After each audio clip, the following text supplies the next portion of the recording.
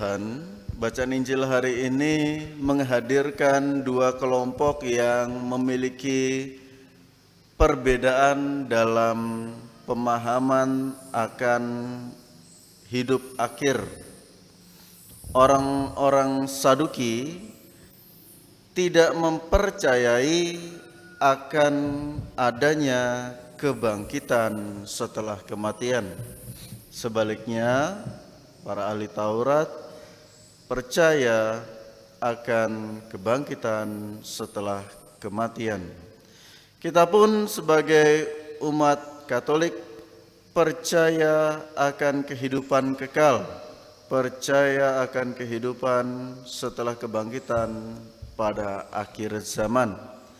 Hal ini pula ditegaskan oleh Yesus dalam pewartaannya selama berkarya di dunia.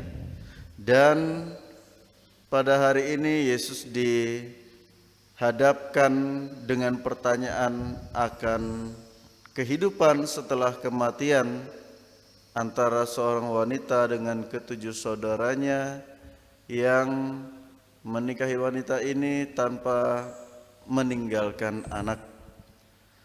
Jawaban jelas dari Yesus adalah setiap orang yang telah dibangkitkan tidak kawin dan tidak dikawinkan.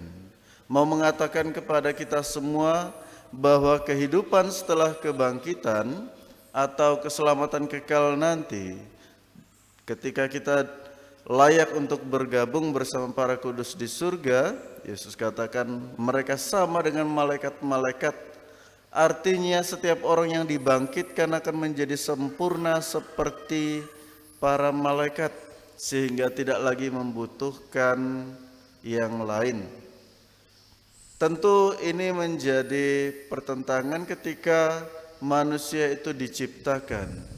Sebagaimana kita baca dalam kitab Kejadian, Allah menyatakan bahwa tidak baik seorang manusia itu hidup sendiri, atau dengan kata lain, meski manusia diciptakan baik adanya, namun selama hidup ia tetaplah ciptaan yang belum sempurna. Oleh sebab itu selama hidup manusia selalu berusaha berjuang untuk menjadi sempurna dalam banyak hal, terutama dalam cinta kasih. Itulah sebabnya manusia juga kemudian mencari pasangan-pasangannya sehingga mereka bisa menyempurnakan cinta mereka dalam ikatan perkawinan. Lantas Romo, bagaimana kehidupan para Romo dan para suster? Apakah para Romo dan para suster juga tidak mencari kesempurnaan di dunia ini? Kehidupan para Romo dan para suster adalah antisipasi akan kehidupan kekal, di mana dalam kehidupan kekal seorang beriman tidak lagi membutuhkan yang lain karena ia telah disempurnakan oleh Tuhan sendiri. Maka dari itu dalam kehidupan para Romo dan para suster lebih banyak mengarahkan cinta kasihnya kepada Tuhan dan juga melalui pelayanan kepada orang lain di sekitarnya.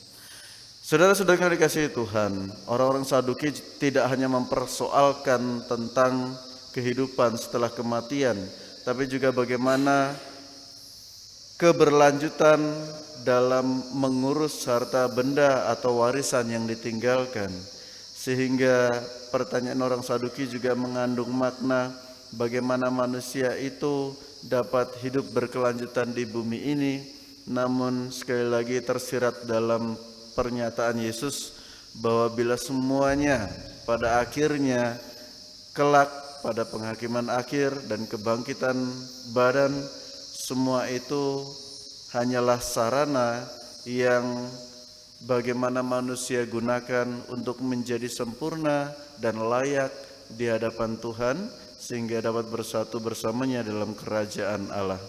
Semoga kita semua yang dengan tekun mengimani akan kehidupan kekal seraya berusaha untuk menghidupi kasih itu di tengah masyarakat semakin memberikan bentuk kehidupan yang lebih baik. Kasih Kristus menyertai kita selalu. Amin.